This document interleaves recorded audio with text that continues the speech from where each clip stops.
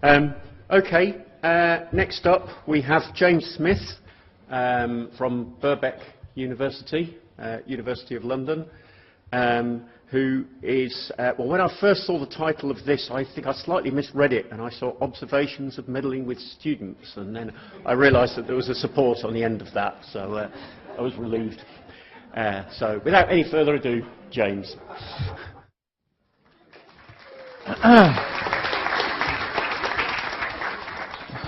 Thank you, Ian. Yes, I did wonder about that, and actually the first thing I wrote was help observations from fiddling with student support, and I thought if that gets lost, I'm in trouble. Yes, my name's James Smith. I do indeed work at Birkbeck University of London. I recognise quite a few people in the room, so I'm not going to witter on too much about Birkbeck and background, but if you don't know me and you don't know anything about Birkbeck, there's just a couple of key points to take away. Birkbeck was founded in a pub nearly 200 years ago, and Birkbeck has existed ever since then to provide higher education opportunities for working Londoners. And if there's one stat that I always tell people that makes Birkbeck sound different to other institutions, 50% of our classes start at 6 p.m. on a weekday evening. And of the other 50%, the vast majority start at 7:30 on a weekday evening. So our students look a lot like us. They are people who are combining work with study, and that makes things a little bit different and a little bit challenging. So, if you know Sue Feld, she runs a very tight ship, and she insists that people provide their slides sort of 2 or 3 weeks in advance. So I've not looked at this for 2 or 3 weeks, so it's going to be a complete surprise to everybody what comes up, me included. So for some reason, I thought it would be a good idea to talk about my observations from meddling with our student support services. And it seemed a good idea at the time. It seemed interesting to me because we have, for some reason, it feels to me, in the last couple of years, focused quite heavily on some of our softer student support services, some of the things that we just haven't really meddled with from an IT side for a number of years. And this seems to be coming to the top of the pile quite a lot at the moment. So I don't make any claims that we've got everything right. I don't make any claims that any of the solutions that we've implemented at Birkbeck are the best solutions. I don't claim that they are things that you should do. My intention here is to tell you some of the things we've done, some of the journeys we've been on. If you get some ideas, that's great. If you think that is something we should definitely not do, that is also great. And if it just gives you something to talk about when you're stood next to somebody you don't know and you go, that bloke was crazy, that is also great, because part of this is just about promoting some discussion. So, before we start, this is an interesting quote, and I think I liked it, so I thought I'd share it, and I think it sort of sets in context some of the issues and some of the challenges we have when we're dealing with really quite old processes. So, about 75 institutions in the Western world established by 1520 still exist in recognisable forms with similar functions and unbroken histories. So 75 institutions that were established by 1520 in the Western world. These include 61 universities. Kings that rule, feudal lords with vassals. I had to look up what vassals were. Serfs, people who were their subjects. Guilds with local monopolies are all gone. The 61 universities, however, are all mainly still in the same locations, with some of the same buildings, with professors. I mean, I read that as with the same professors, but I don't think it is. With professors and students doing much the same things. Does that sound right to you? I mean, we do have, you know, I think about our institution. It was founded in the Crown and Anchor pub in the Strand on the 11th of November, 1823, and I'm pretty sure that our admissions process hasn't changed since. So our problems. Universities in the UK are becoming more complex organisations. I think we all know that, we all feel that. There's a constant barrage of policy changes, and the demands of our customers. I like saying the word customer because it really upsets some of my colleagues. The demands of our customers are just changing at an ever-increasing rate, it seems to me. And you know, it's sort of it's a natural. Hello. Somebody's trade stand's not going back with them. So the student experience drives what we get in the NSS. It drives TEF. now it drives our fee income, and it has a visceral impact on the organisation's bottom line. So if we didn't care about the student experience for moral reasons, we now care about it because it has that sort of reason attached to it.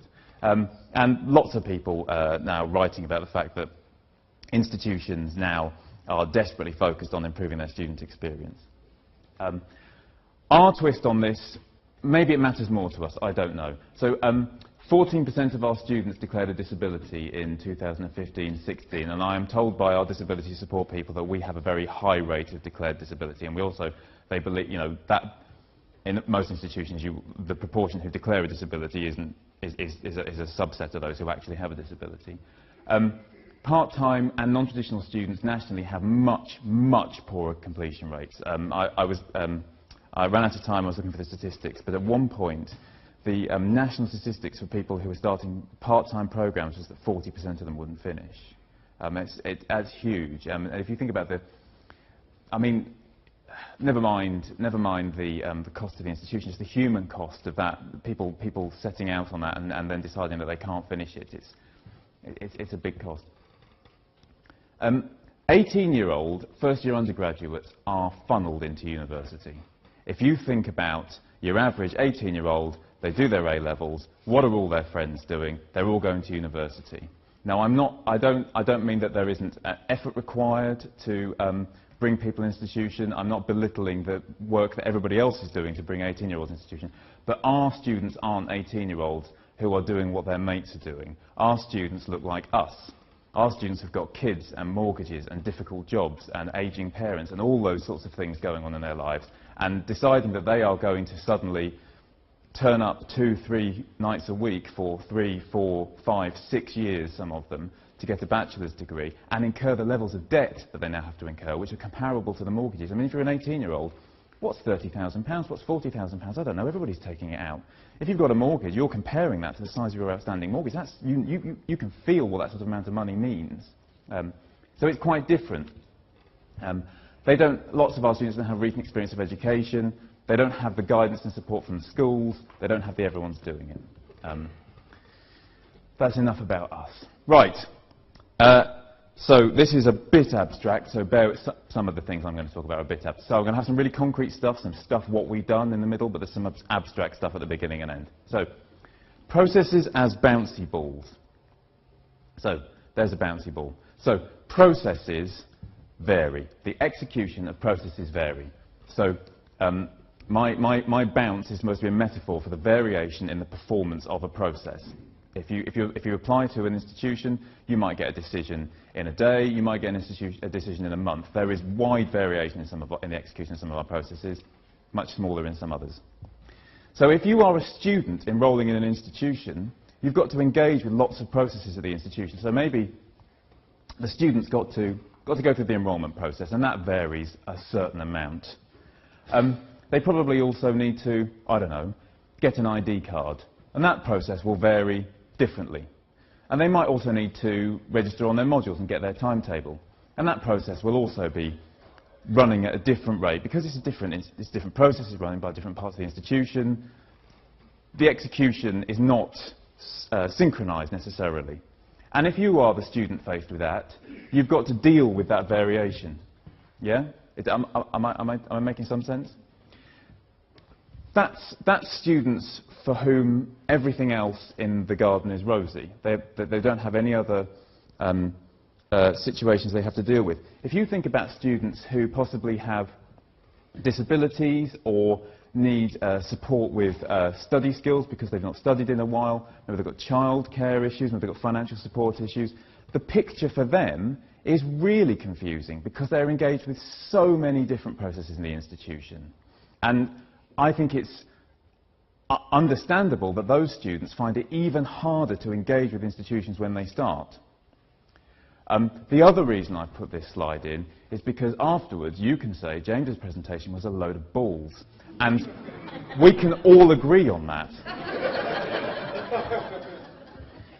The other reason is in about 30 seconds you will all be hypnotised, and I will go around and take your wallets and no. So what have we done? What have we done?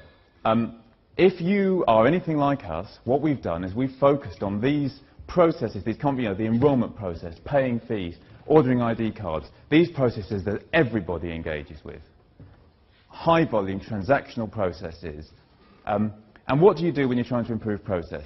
We are trying to put effort to bear on processes to reduce the potential for variance in the execution of the process, so that the process executes more predictably. I know if somebody applies that they're going to get a result within a certain number of days. I know if they go to enrol that there is a certain process they go through, and I can predictably know what the execution of that process will be for that individual. So the students that are engaged in these processes, okay, there's still variation. You're never going to get rid of any variation, but you're trying to reduce variation all the time. So we've done that. Our enrolment process is much better. Our fee payment process is much better. Our process of giving students timetables vastly improved over the last few years. But we haven't touched these processes, the financial support or disability support or childcare arrangements, or you name it. The softer support processes basically haven't been touched or hadn't been touched up until a couple of years ago. So the question is, how do we bring process improvement? How do we bring change to bear in these areas? And what I'm going to talk about is some of the things that we've done over the last few years to try and bring some more structure, some more order in these areas. So, I'm going to talk about some of our projects, and depending on what have I got? Oh, Gordon Bennett, I've already talked for a quarter of an hour and I've not started. So I'm going to rattle through some examples of these processes and things we've done. And I've got some observations, general observations at the end. So attendance monitoring. So it became apparent in the institution that we need to understand where students start to disengage with their studies. Waiting for them to formally withdraw is far too late, because the chances are they have stopped attending, they've stopped doing any academic work for a while, and at that point it's too late, you can't get them back. You need to notice when they've stopped engaging, so if you're going to have any chance of intervening. There are some secondary drivers, but this genuinely wasn't why we were doing it, but we also wanted to know whether it was worth pursuing students to get them to pay their fees, because if they've been gone for weeks, forget it. And for a very small number of students, we don't have that many international students, but we do need to do something around Tier 4 compliance in terms of attendance monitoring. So what do? We reviewed our existing practice across the institution around attendance monitoring, all locally managed processes, a huge variety of methods used for attendance monitoring, from nothing to really quite complicated sets of interlinked Excel spreadsheets that, you know, when you got down to it, just made your head explode. We undertook a review of potential solutions, and there were lots of potential solutions. But we had to look at our particular situation.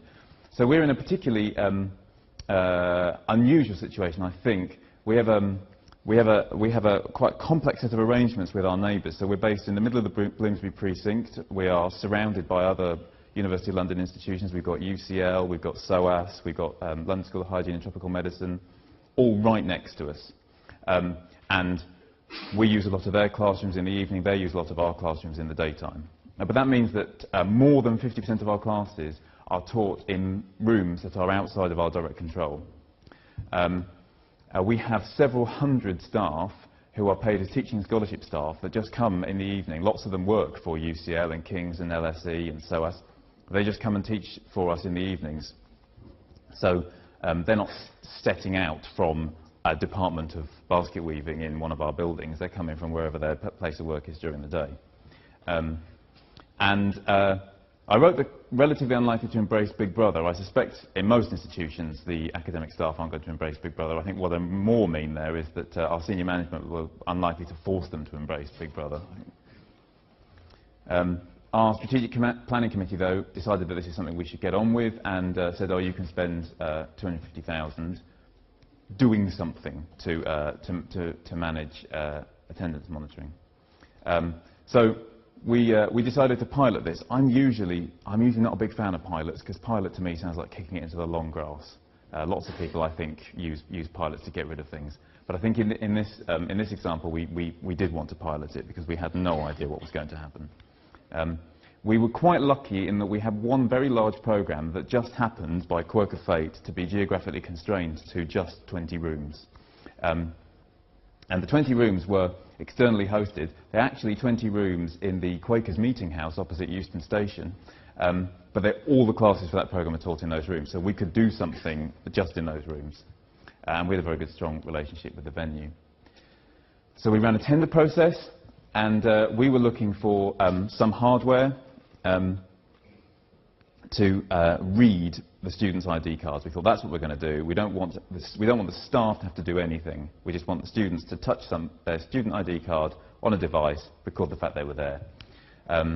We wanted, what we were looking for in our tender was some hosted software as a service, some APIs that we can integrate with our legacy systems, reading the existing ID cards we've got, and we wanted some option for some off-site locations, but not quite sure what that would be. And we wanted the ability for staff to self-serve, to manually record students. And then we wanted to be able to do something on the basis of the student attendance data we were capturing. And with the way we procured this, we wrote our requirements for the full implementation across the institution, but then we said we split it into 2 lots and said we were going to procure stuff for a trial, and if the trial was successful, we'd buy it for the whole lot, which is quite, I think, was a relatively good way of incentivizing the suppliers to play nicely, because they were going to get quite a small order to start with, but if that worked, they were going to get quite a big order later. We had several bidders, all sorts of hardware, very, very similar software. Huge. It's still, I cannot believe that it's 2016 and I'm still dealing with suppliers who have no concept of what I mean when I say I'd like APIs to integrate with their software. You know, how they think any of us are going to buy their system software as a service, but they don't understand what an API is. I do not understand. In fact, I have a plea. We recently finished a procurement, and we had a similar issue with this. And we spent a long time trying to write down what our requirements were for an API. We knew we were going to need to integrate with this system, but we spent ages writing down what data do we need in, what data do we need out, what data do we need to manipulate. And we started writing a list, and the list was getting longer and longer and longer, and then we just sod it. We wrote one requirement. The requirement was the solution has to deliver an API so that every single function that you can perform through a user interface, be it record, creation, retrieval, update or deletion, can be performed via an API. If it can be performed via a UI, it has to be performed by the API. Very easy to measure whether they deliver that or not. So we put that in. They all said yes, they all lied, but anyway. But if we all started asking for that all the time, I think you would see a change in the behaviour of some of these suppliers. So we selected this company called TDS on the basis that their API looked the best, basically. And they were very flexible with the hardware. We had a long discussion about what we were going to call this project. People worried about how it was going to be perceived, but we decided basically that for years and years and years they'd been taking registers, and now they were taking electronic registers. So we just called it electronic registers, e-registers. We spoke a lot with TDS about how we were going to manage this trial. So having selected them, we said we've got these 20 rooms, we've got to manage it in these rooms, how should we do it? And we decided actually there are all manner of different devices we could use for mobile data collection.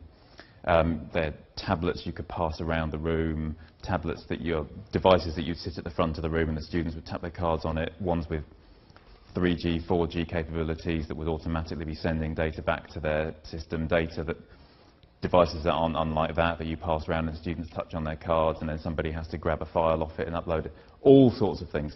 In fact, in one of the sales demos, they were showing us these devices, and they passed one of these round past me, and it was this sort of, they were 600 quid a pop, something like that. Quite a big chunky, well, it looked like a big chunky mobile phone.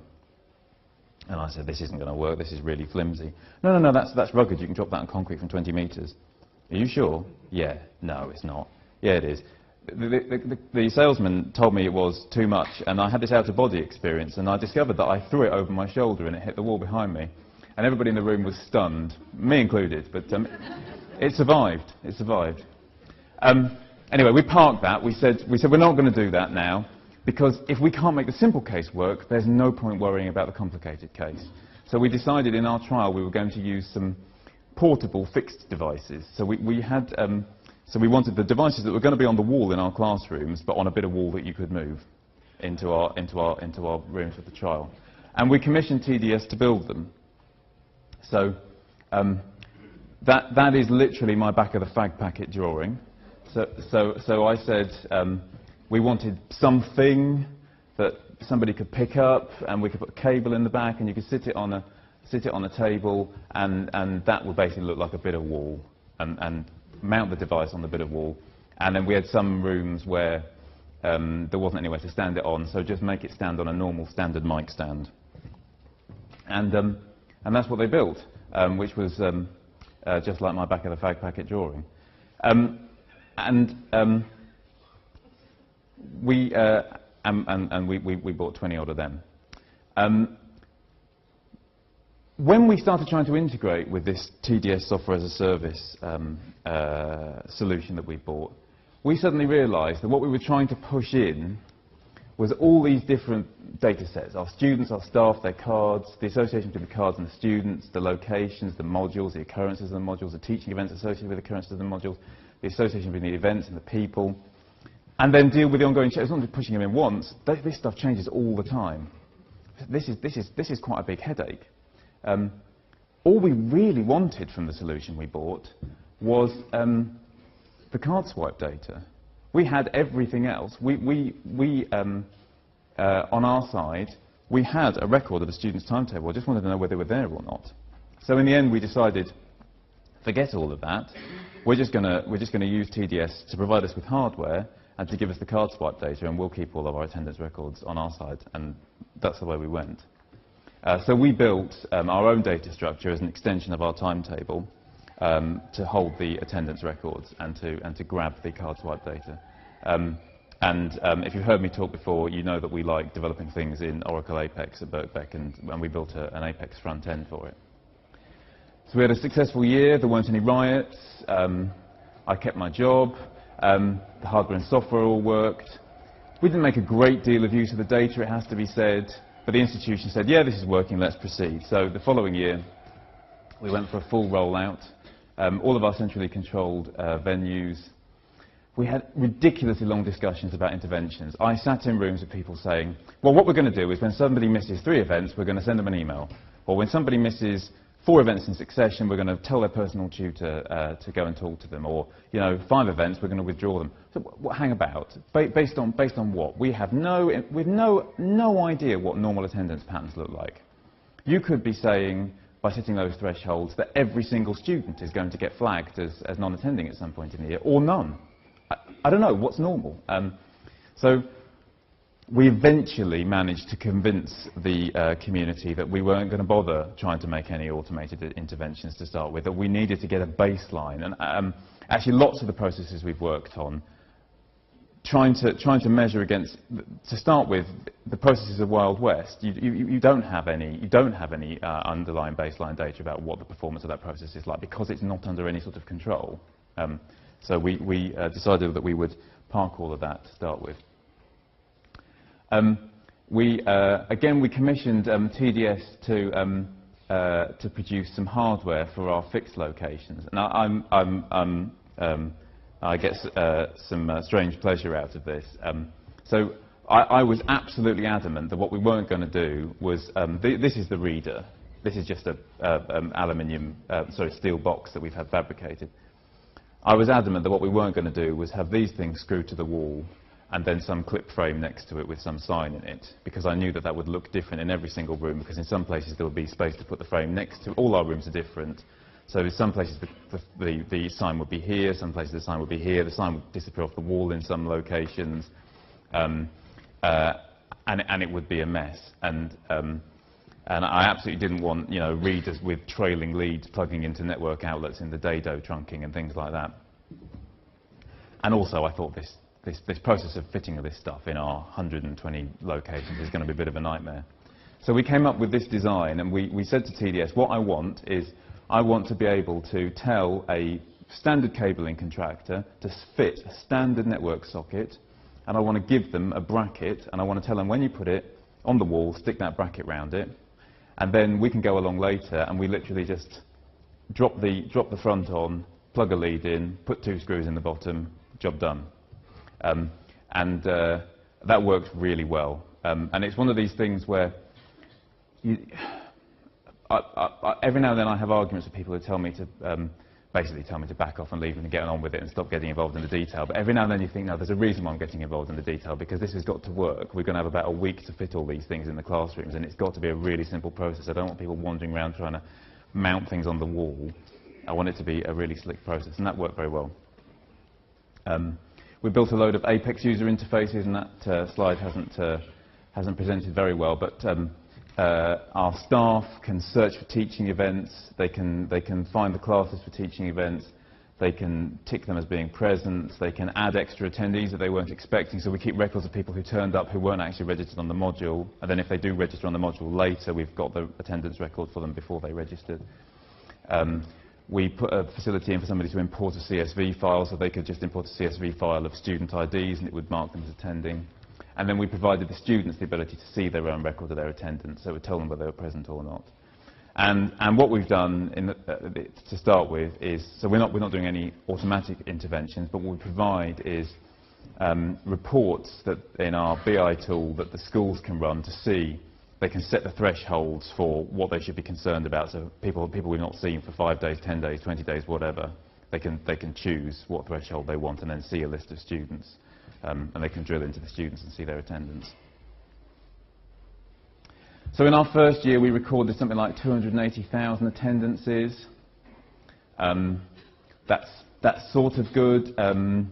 Well, I don't know. Is it good? I don't know. We had over 1 million expected attendances. So basically, we recorded people as being present in about a quarter of the cases. We used some data to track. We used the data to track the Tier 4 students carefully. As I say, we provided some summary reports. Our card readers actually cover 77% of our expected teaching events this year. So we're expecting 1.24 million students in a classroom at some point in time this year, and 960,000 of them could register themselves with a card reader. We're now looking at handheld card readers to cover the other 23%. Our big problems are actually not having enough clarity on where we're expecting students to be. And the big issue there is where you've got students in breakout groups and the schools don't actually record which breakout group they're going to be in. So, for example, our law programme, so there's 20 seminar groups running in parallel, and if the schools don't say which of the 20 seminar groups they're going to be in, we've got no idea, so we think they're supposed to be in 20 places at the same time. So things like that we had to tease through. One of the biggest issues that I've found is that I've got some colleagues who cannot deal with known unknowns. So what I mean by that is, I think if we are registering a student's attendance, I think it's reasonable to accept that we're not going to register their attendance every single teaching event. So we have a concept of people who are present, people who are absent, and where we've just not taken a register. And I think we're interested in looking for people who have been marked as absent, i.e. we've taken a register in that event and they weren't there. If they're turning up and they're present in a number of events, that's great. If they've got 10 events in a week and we take registers in half of them and they turn up to all of those, I don't really care about the other ones because they're clearly engaging with their studies. The ones we're worried about are the ones where after their 10 events, we take registers in 5 of them and they're not there in those 5. We don't need 100% coverage in order to make judgments about whether the students are engaged or not, but that's not a universally held opinion. That's quite difficult to get over. So we are now engaged in a review of where we've got to and what we should do next. I'm going to rattle through this. So that's what we've done around engagement monitoring, and I've got 10 minutes left, so we'll go fast. Another thing, and the other big one that I was going to talk about is our study support plan. So historically, our students who declare a disability had to meet one-to-one with our disability services team for the disability services team to review the students' disabilities, to assess what appropriate mitigating actions we should take as an institution, and to alert each of the departments involved to what they need to do to provide mitigating actions for that student. So provide the student with their handouts in Braille, or make sure you're using a room with a T-loop, or whatever. It took months to assess all of our students. Months. I mean, it was getting to Christmas and they still hadn't assessed all the students who'd started in the October. Entirely manual, huge scope for errors, hugely resource hungry, and basically no persistent records. The disability people would just email the different departments, email them once, tell them what they needed to do, no recourse to go back and query what was required for an individual student. So we built a system to allow students to declare their disabilities in some detail online, and they declare they can declare multiple disabilities, and for each disability they can declare the effects that they experience as a result of that disability, and we have a whole load of standard adjustments, and we map adjustments to the different effects. So if you various disabilities that we record have effects that might include fatigue, and then we've got adjustments that we attach to the effect of fatigue. Doesn't matter what the disability is that caused that effect, but we might say, well, in that case you need 10% extra time in exams. I don't know, I can't remember the examples, but that's the principle. And we have some adjustments that are provided as standard, some where we require evidence, and the system allows the disability services people to receipt the evidence. It automatically sends notifications to the service providers, and we can always report and see what adjustments we need to make for our students. So the students, this is our student self-service. This is my Birkbeck profile. This is another one of our in-house Apex developments. They can, here we put it on the home page, they can declare a disability support plan. They choose a disability. They tick the effects that they experience as a result of that disability, and then we say, you've declared that you've got concentration difficulties and fatigue, and then we tell them what we're going to provide to them. And if they accept that, that's great, and there's no more intervention required. If they want to talk to somebody, then they can have a conversation with disability service people, but it massively cuts down the number of people that actually have to have a one-to-one consultation. It means that people who really do need a one-to-one consultation can have it much quicker than they would have done before. So the students can complete this much sooner at the start of their studies. Only the students who need something extra need to be seen. And it also means that we can provide programmatic implementation of some of the adjustments. So for example, one of the adjustments we provide loads of students is extended library borrowing. And the disability support manager used to send individual emails to the library saying, can you extend the borrowing privileges for this student? We just push that into the library system now, and it happens straight away. They can log on to certain PCs that they couldn't log on to if they weren't flagged as having a disability. So all sorts of things like that. It also means that we can programmatically enhance other processes. For example, our room allocation process, we've got lots of Georgian townhouses, and not all of them have lifts that serve all floors. This is acceptable under the Disability Discrimination Act, so long as we make reasonable adjustments. So basically, if we've got a class with a student who's a wheelchair user in it, we move the class. It doesn't have to be in a room on the 3rd floor. We can put it in a ground floor room somewhere, but we need to know that. One of the adjustments we have that we record is that the student needs level access, and it automatically feeds into the room allocation process, and it automatically flags if a student gets added to a teaching event that has already been scheduled on a top floor that doesn't have a lift. The room allocation people get told that they need to reallocate and move that class to a different room. But one of the issues with this is, you're sitting down with these people and you think, how have you been doing this for years? I mean, how did this work manually? Well, it didn't work manually. That's how it didn't work. I was sat with the people in the disability services and some of our other service providers, and they were arguing about the adjustments they need to provide their students. And one of them was, we tell the students that we're going to provide them with classes nearby. And I said, well, hang on, nearby to where? Well, wherever they are. Well, how do we know where they are? I don't know. We tell them it's nearby.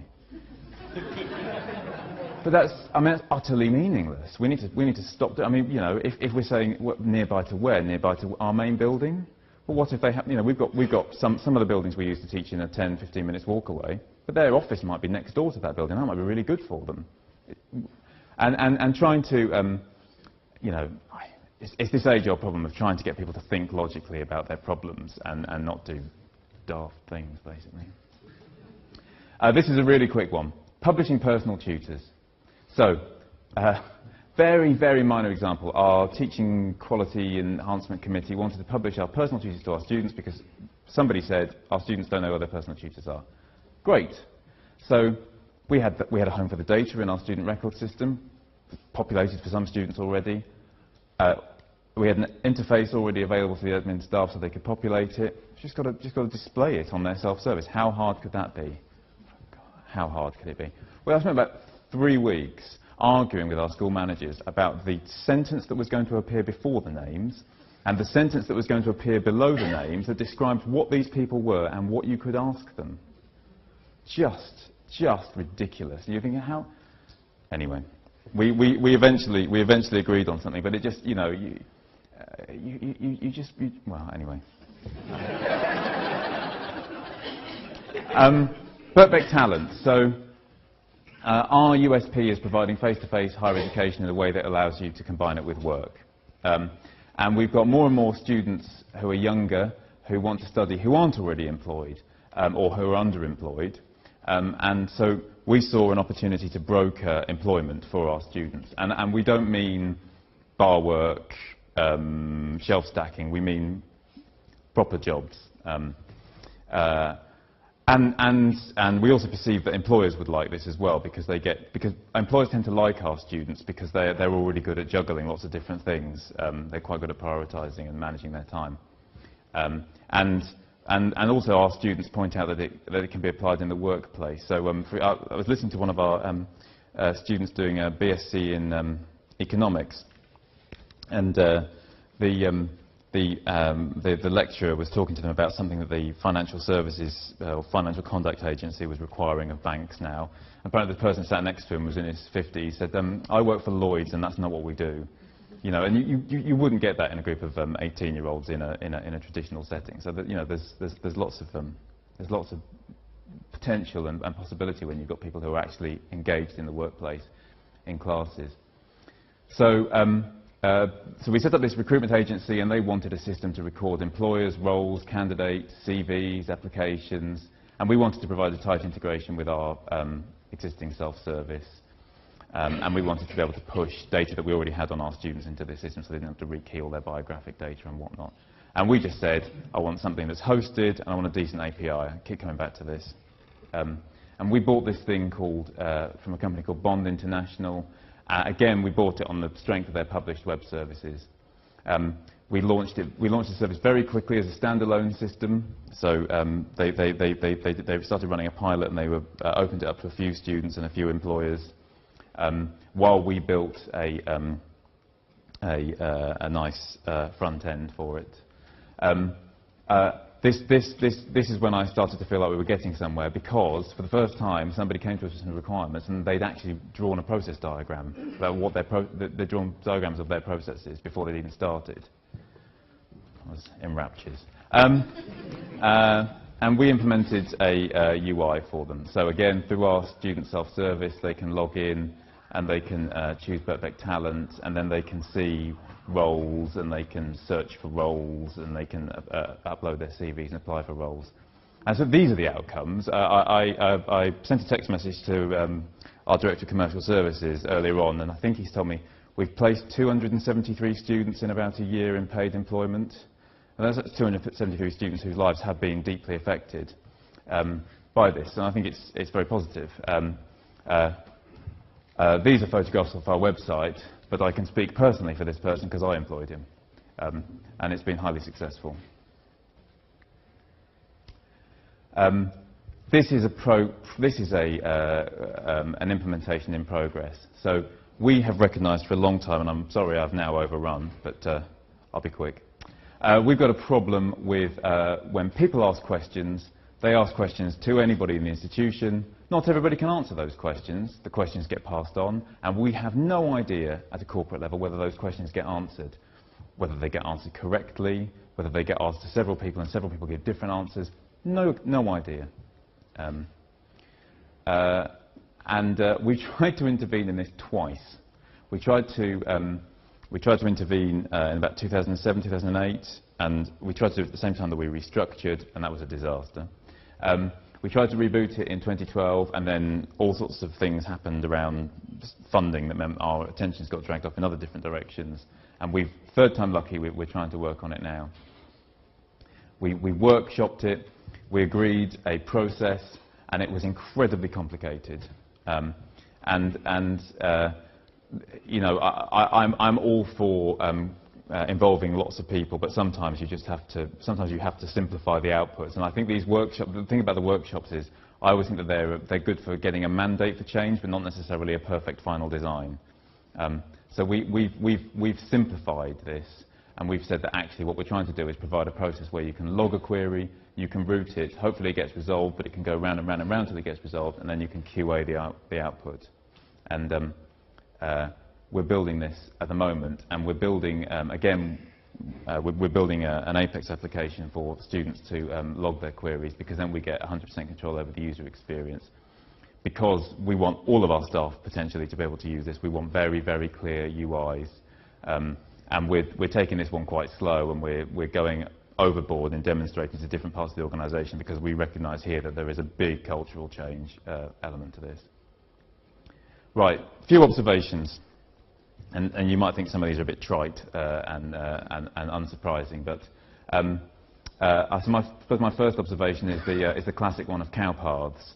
It doesn't matter where you want the traffic to go, it will always take the route of least resistance. It will always cut corners if it can. And we've experienced this with all of the things we've done.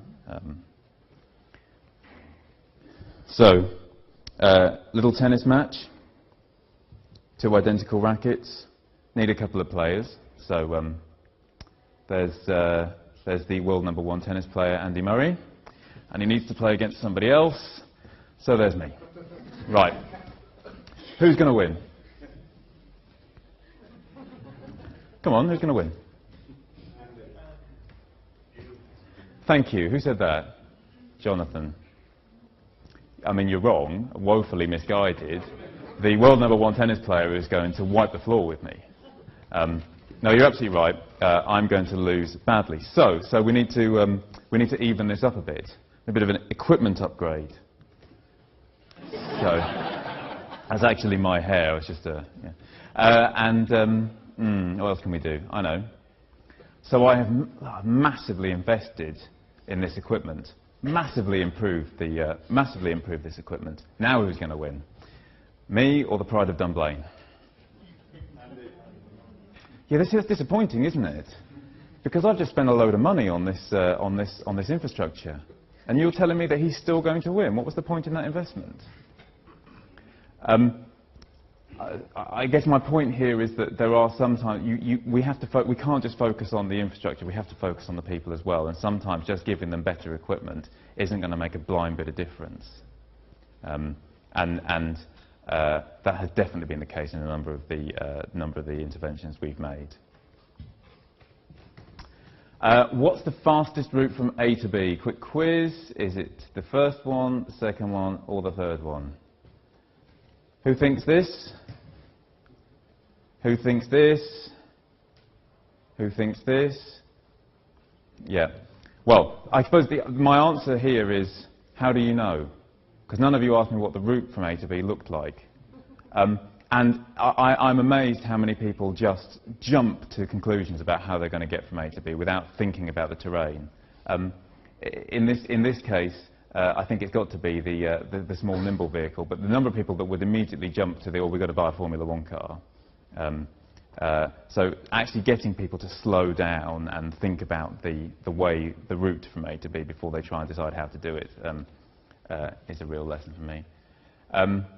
Who thinks we live in a time of unprecedented super complexity, the most complicated time to be alive, the fastest rate of change, the fastest pace of change? Really, we live in a complicated time? Everything's really complicated, moving fast? Yeah, you're all a bit too canny here, aren't you? I think that is a prevalent opinion, and I've definitely been guilty of thinking this myself, and lots of my colleagues think, this is so complicated, this is so difficult, everything's hard for us. But actually, if you were alive for the 50 years between 1875 and 1925, electric lights became available, trams and trains became available, private ownership of cars appeared, Air travel was invented and commercialised. Modern roads were built. Electric motors meant that sewing machines could be made cheaper, meant people could afford clothing. Companies like Kellogg's, Kodak, General Electric, Ford were founded. The telegraph was invented, the radio was invented, telephone was invented. IBM first made something that tabulated numbers. Mechanised warfare happened, which wasn't great, but that did mean that things like blood groups were discovered, blood transfusions were possible, safe and effective anaesthetics were possible. I would suggest that that was a bigger set of changes for humanity than say, the last 50 years. I'm nearly finished, and this is a bit out there, so bear with me. So, pasta sauce. So, who has bought one of these and put it in the freezer and got it solid? Am I going to be the only person that's done this? Natalie's done it. Good. So now, if you're like me, sometimes you just want to run at the solution. So I came home. Occasionally, you come home and you think, I want to eat something. It's late. I've had a crap day, so I'm just going to grab something out of the freezer. So stick that in the microwave. Give it a couple of minutes. What happens? Anybody done this? It doesn't have to be pasta sauce. It can be soup. It can be custard. If you buy fresh custard, all of these things exhibit the same properties. Anybody done this? Okay. All right. I'll tell you what happens. So you give it a couple of minutes in the microwave. What happens is you get a lump of absolute permafrost, solid ice, surrounded by the hottest substance known to man. I'm not kidding. And you look at it and you think, how the hell is that even physically possible? It's like a cricket ball surrounded by lava. So then you whack it in the microwave for another few minutes, and then this comes out. This is still absolutely freezing cold. And this is evaporating around it. What on earth has this got to do with what I'm talking about? Well, a fair question, but I think this seems familiar, and this is the last load of balls I'm going to come up with. I think this is a bit like our interventions in processes. I think, and this is speaking personally and speaking for my institution, but we've spent a long time dealing with processes that are the very surface of a student's interaction with an institution, how they inquire, how they apply, how they enrol. But actually, most of what goes on, most of their interaction with the institution, is completely untouched by our attempts to improve it. We just don't touch most of it, or haven't done. And the thing is that as we've improved the processes over the years, the staff involved in those processes on the surface have developed their understanding. They've developed an understanding of how you improve processes. They've developed an understanding of how you interact with data, logic-based systems, process flows. But loads and loads of staff, the staff that are involved in what I would suggest is probably the majority of the activity in the institution, have not been involved at all. They haven't been involved at all. And the thing that struck me is, I think there's a danger that actually we sort of run ourselves into the ground, because we've got so far, we've improved the surface, and we just keep trying to apply the same methods, thinking this isn't working. So I said, just continuing to nuke the outside stops working. The people who've been involved in these processes, I get it, I understand what you're going on about. The only way you actually, so there's basically two solutions here. You take the frozen centre out and you work just on that. So you can carry on microwaving that, or you can stick a fork in it and smash it to pieces. That also works. I'm not sure that analogy carries on for the staff, but probably best not. So this is my final slide. So then you can go to the bar. Do you know what's happening in this picture? It is the first powered flight, yes. First powered flight. So this is the Wright brothers and their very first powered flight. I think, I hope, we would all agree that the invention of powered flight has actually made quite a transformation to mankind. The world is a smaller place because of air travel, yes? We'll agree that that's relatively significant. So from the date that they took off for the first time here, how long do you think it was before this was reported in the New York Times? Any guesses? So, say a month. Bit more than that. 3 years. 3 years. And the message here is sometimes you can do something really transformational and people just don't realise straight away. So keep the faith and keep going. Thank you.